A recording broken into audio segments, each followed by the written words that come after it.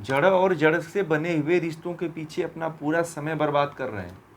और आपके पास तो आपका जो समय है बड़ा कीमती है कि नहीं है बताइए? एकदम है। और आपको कोई 2 क्षण के लिए आपको कोई दादा कह देता, दादी कह देता होगा, मम्मी कह देता होगा, मम्मी जी कह देता होगा, सास जी कह देता होगा, तो उसमें आपको लगता होगा कि सब अपना है। तो उसमें आप जो है वो 1 कदम चलते हैं तो आप 100 कदम चल देते हो। ठीक है। अब इससे क्या हो जा रहा है कि आप उलझ जा रहे हो, वो नहीं उलझ रहे हैं। आप उलझ जा रहे हैं, आप वो नहीं उलझ रहे हैं। वो लोग तो ये चाहते हैं कि मतलब कि चलो इनका तो ऐसा है कि ये अभी इनका जितना चल रहा है चलने दो और इनको झेल लेते हैं।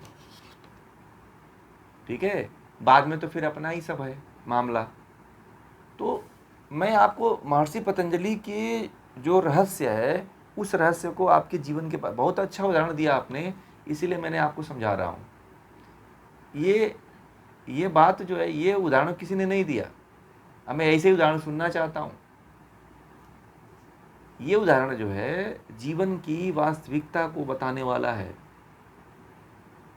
जिस परिवार के लिए व्यक्ति पूरे जीवन पूरा समय लगा करके नष्ट हो जाता है, वही परिवार उसको 2 दिन में भूल जाता है।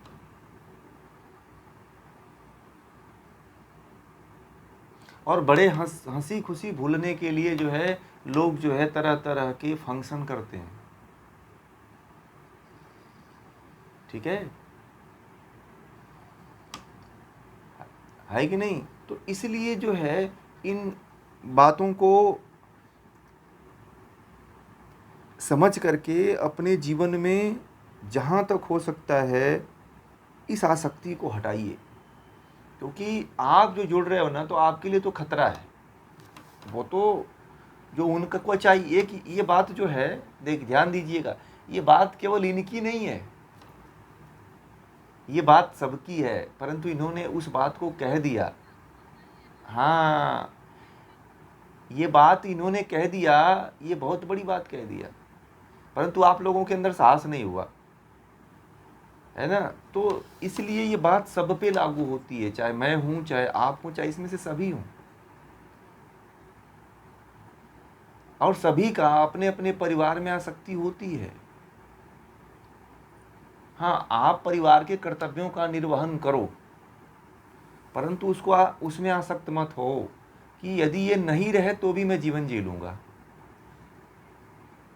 जब ये जीवन हमारे बिना जी सकते हैं, जब ये कहते हैं कि कोई मर गया तो भाई जब मर गया तो तुम करोगे क्या, आगे का जीवन देखो। जब ये अगला अपना जीवन देखने के लिए तैयार है, तो मैं जो मेरे पास तो बहुत कम समय है ना, इसके पास तो ज़्यादा है। तो मेरा जो कम समय है अपने जीवन के कम समय का सदुपयोग कर लूँ। बात समझ रहे हैं? इसलिए प्रत्येक क्षण व्यक्ति का मौत के करीब जा रहा है। हर व्यक्ति को यह ध्यान रखने की आवश्यकता है कि वह व्यक्ति जो है ईश्वर के तरफ अपने कर्म को लेके जाए। परमात्मा को कैसे प्राप्त किया जा सकता है, ईश्वर का कैसे भजन किया जा सकता है, ईश्वर का कैसे साधना की जा सकती है, इसमें लग जाए वो। माइक बंद कर लीजिए। यदि इसमें आप लग जाते हैं तो निश्चित रूप से आप एक दिन सही रास्ते पे पहुंच जाएंगे। ये हर व्यक्ति के लिए कह रहे हैं, और इस बात को फोकस दे करके इसलिए कह रहे हैं कि आप परिवार में रहो। सभी लोगों के पास बच्चे हैं, पत्नी है, पति हैं, और भी सास ससुर हैं, और भी बहुत से लोग हैं। ठीक है ना? सभी लोग जीवन जीते हैं और जीना भी चाहिए, परंतु आप इतना आसक्त मत हो। जैसे मान लीजिए कि कोई वस्तु रखी हुई होती है, उसको खो जाने के बाद कोई गम नहीं होता है। जैसे मान लीजिए आपके घर में एक छोटी सी सुई है, सुई बड़ा काम करती है कि नहीं करती है?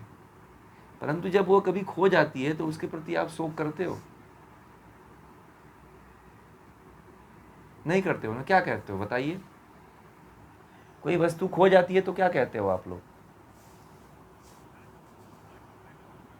दूसरा लाएंगे। बस यही तो जीवन है, जीने का तरीका बता रहा हूँ आप लोगों को, बस यही समझ लीजिए कि कोई बात नहीं।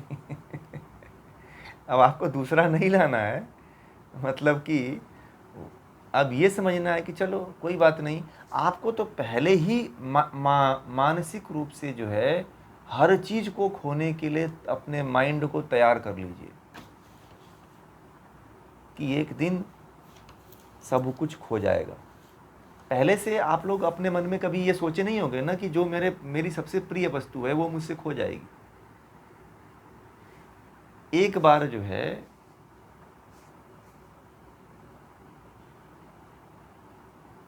एक घटना बताऊं, एक बार भगवान श्री कृष्ण बैठे हुए थे, तो भगवान श्री कृष्ण के बहुत गहरी सोच में बैठे हुए थे, तो रुक्मणी गई और पूछी कि क्या सोच रहे हो। तो भगवान श्री कृष्ण ने कहा कि अभ्यास कर रहा हूँ कि एक दिन आप भी छूट जाओगे, रुक्मणी भी छूट जाएगी, सत्यभामा भी छूट जाएगी, प्रद्युम्न भी छूट जाएगा और इतना बड़ा राज्य भी हमसे छूट जाएगा। तो रुक्मणी ने कहा कि अभी तो आपके पास सारा साम्राज्य आपके हाथ में है और कहते हो कि एक दिन सब छूट जाएगा। तो भगवान श्री कृष्ण ने कहा कि रुक्मणी, अभी से मैं अभ्यास कर रहा हूं कि एक दिन तो ये छूटना है। रुक्मणी को बड़ा बात लगा कि जिसके पास पूरा साम्राज्य और पूरा सब कुछ है, वह व्यक्ति इसको भीतर से बैठ करके त्याग रहा हो, एकांत में बैठ करके इन सभी वस्तुओं को त्याग रहा हो, यहाँ तक कि जो सबसे बड़ा प्रिय पुत्र है प्रद्युम्न, उसको भी त्याग रहे हैं।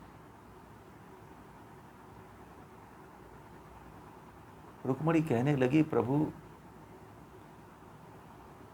इसीलिए आप महान हो, इसलिए आपके जैसा कोई विरला व्यक्ति हुआ है जो सब कुछ होने के बाद भी सबको त्याग रहा हो, जीते जी त्याग रहा हो, कि यदि ये नहीं है मेरे पास, एक दिन ये छूट जाएगा। जैसे लड़की का जब दिन रख दिया जाता है शादी का, तो माँ बाप क्या करते हैं, दिन गिनते हैं कि आज से 14 दिन के बाद मेरी बेटी आज मेरे घर में नहीं रहेगी। माता पिता मान लेते हैं कि नहीं मान लेते हैं, बताइए, कि आज से 14वें दिन मेरी बेटी नहीं रहेगी। फिर दिन बीतता है, फिर सोचते हैं कि और बेटी हमारी 13 दिन हमारे पास रहने वाली है। वही तो अभ्यास करना है। आप परिवार में रहकर के भी परिवार से अभी से भिन्नता कर लो कि एक दिन जिससे आपका संबंध जुड़ा हुआ है वो एक दिन मिटने वाला है। दुख इसीलिए होता है कि हम कभी ये मन के भीतर मान करके बैठे ही नहीं है कि जो वस्तु मेरी है वह एक दिन मुझसे छूट जाएगी।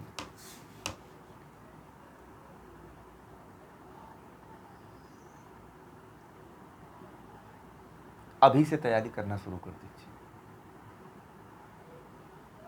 भगवान श्री कृष्ण की तरह आप लोग भी एकांत में बैठिए तो सोचा करिए कि सभी लोग, जितने लोग मेरे साथ जुड़े हुए हैं, या तो मैं इनका साथ छोड़ दूंगा या तो ये लोग मेरा साथ छोड़ देंगे। इसका चिंतन करिएगा। ये प्रयोग है। महेंद्र जी ने कहा ना कि अभी एक प्रयोग है, ये सबसे बड़ा प्रयोग है कि एकांत में बैठिए और इसका प्रयोग करिए। जब यह प्रयोग करने लग जाएंगे तो किसी के प्रति आसक्ति रहेगी ही नहीं। जिंदगी में प्रिय से प्रिय वस्तु को खोने के लिए तत्पर रहना चाहिए। नोट कर लीजिए, कहीं दीवार पे चिपका लीजिए।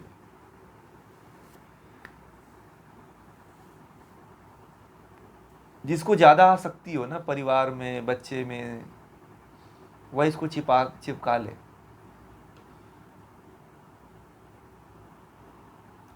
और पहले से ये प्रयोग कर ले आदमी, जो भी है, औरत है, आदमी है, वह इसका प्रयोग कर ले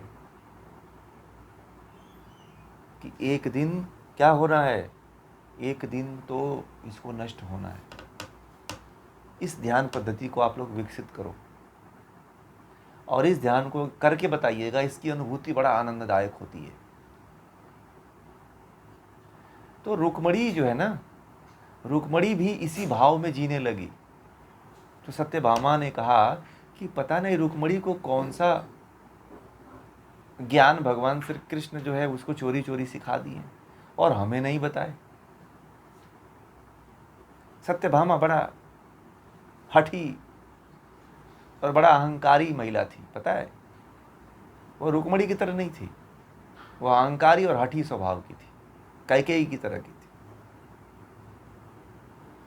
भगवान श्री कृष्ण से बोली कि आप रुक्मणी को लेकर के आप पता नहीं कहाँ खोए रहते, वो भी कहाँ खो जाती है, पता नहीं उसको कौन सा मंत्र दे दिया और हमें बता ही नहीं। तो भगवान श्री कृष्ण ने कहा कि आ जाओ आप लोग भी, आप लोगों को भी ये मंत्र सिखा देते हैं। तो जब मंत्र सिखाए तो रुक्मणी सत्यभामा कह रही है कि मुझे नहीं सीखना है, ऐसा काम मुझे नहीं सीखना है, आप ही करो ये सब, रुक्मणी को लेकर करते रहो, ये मुझे नहीं सीखना है। मुझे तो जब तक है जीवन तब तक ऐसो आराम में जीना है, देखा जाएगा जो होगा सो। भगवान श्री कृष्ण की जब मृत्यु हुई तो सबसे ज्यादा रोने वाली में सत्यभामा ही थी। रुक्मणी को नहीं रोना आया, क्योंकि रुक्मणी तो पहले खो चुकी थी भगवान श्री कृष्ण को कि ये तो एक दिन जाएंगे, और उसको पता था कि एक दिन जाने वाले हैं, क्योंकि उन्होंने तो उसको जीते जी अभ्यास करवा दिया था।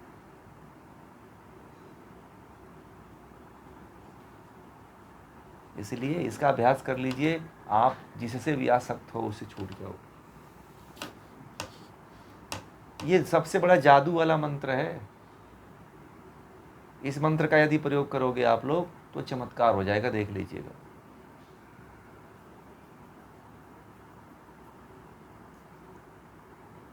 ठीक है। बहुत लोग कहेंगे कि कैसे मान ले कि ये नहीं रहेगा, हम कैसे इसके बिना जी पाएंगे। अरे जीने का सोच लीजिएगा कि ये नहीं रहेगा तो हम कैसे जिएंगे, ये भी सोच लीजिएगा। बहुत आगे की बात बता रहा हूं।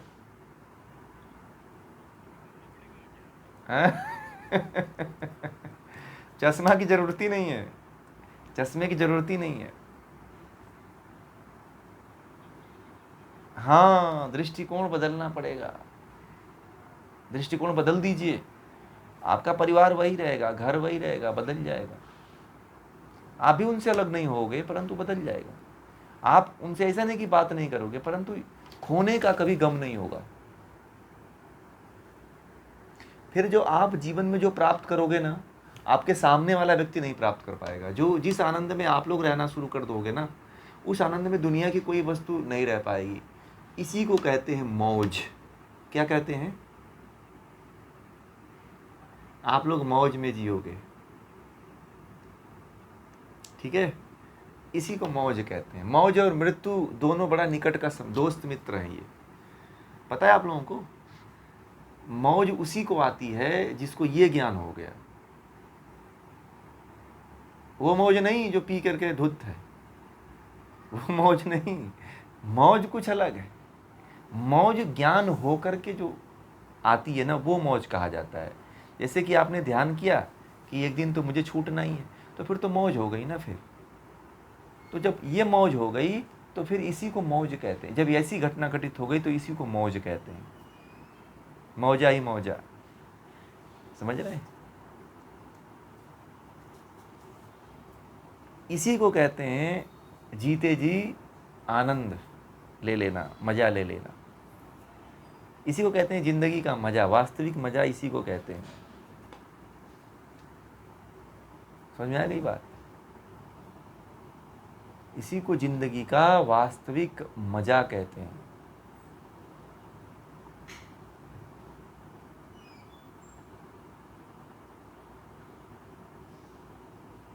ये लोग समझ लेना, बहुत महत्वपूर्ण बात है।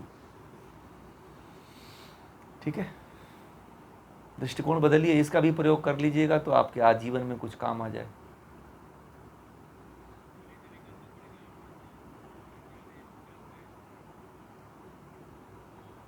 फिर तो उससे कोई दुनिया की ताकत नहीं हिला पाएगी।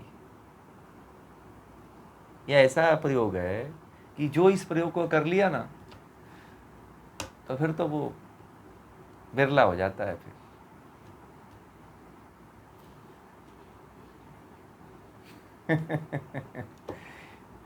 बहुत अच्छी बात है ना, विदेह मुक्त हो गया तो।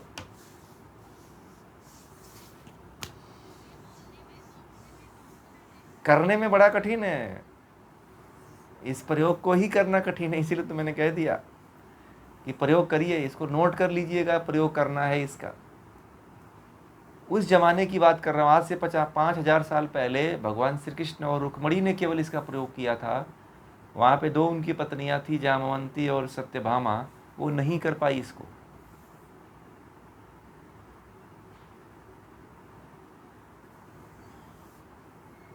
सत्यभामा को लगता था कि राज्य और धन और यही सब कुछ है।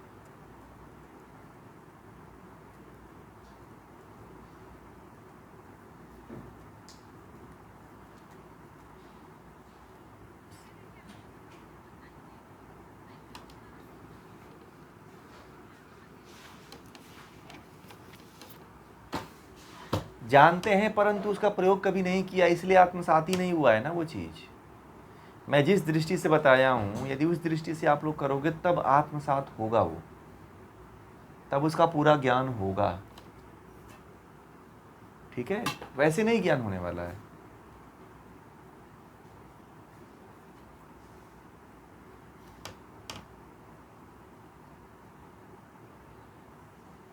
आप केवल सुन लोगे ना तो भी नहीं ज्ञान होगा, जब तक आप प्रयोग नहीं करोगे इसका।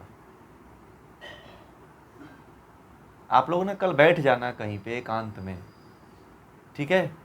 आप लोग एक काम करना, जो करना चाहते हैं उनके लिए कह रहे हैं, आप लोग कहीं एकांत में बैठ जाना और एक एक सदस्य का नाम लिख लेना। प्रयोग बता रहा हूँ, जितने आपके घर में हैं, और कीमती से कीमती जो वस्तु आपके घर में रखी हुई है उसको नोट कर लेना। सोना चांदी हीरे जवाहरात जो भी रखे हो, कि एक दिन सब खोना है, सब एक दिन नष्ट हो जाएगा। मेरे ये भी मुझसे दूर हो जाएंगे, मेरे वो भी मुझसे दूर हो जाएंगे। और एक एक व्यक्ति को सोच लेना कि ये मेरे सामने या तो ये चला गया या तो मैं चला गया। नोट करके करना। इस प्रयोग को 10 मिनट से लेकर 5 मिनट तक आप लोग अभ्यास करना, और फिर इसकी अनुभूति का आप लोग मुझे कल बताना पड़ेगा। फिर हम कल इस प्रयोग पे आएंगे, ठीक है। हाँ,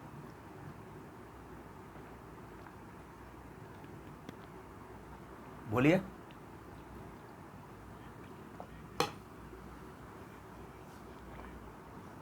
जी जी।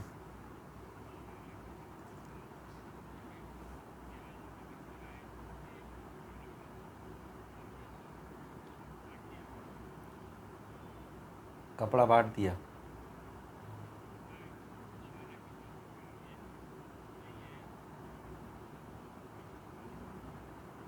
वास्तविक वैराग्य देखिएगा हुआ है कि नहीं। कहीं साधुओं को देख करके तो नहीं वो भ्रमित हो गए।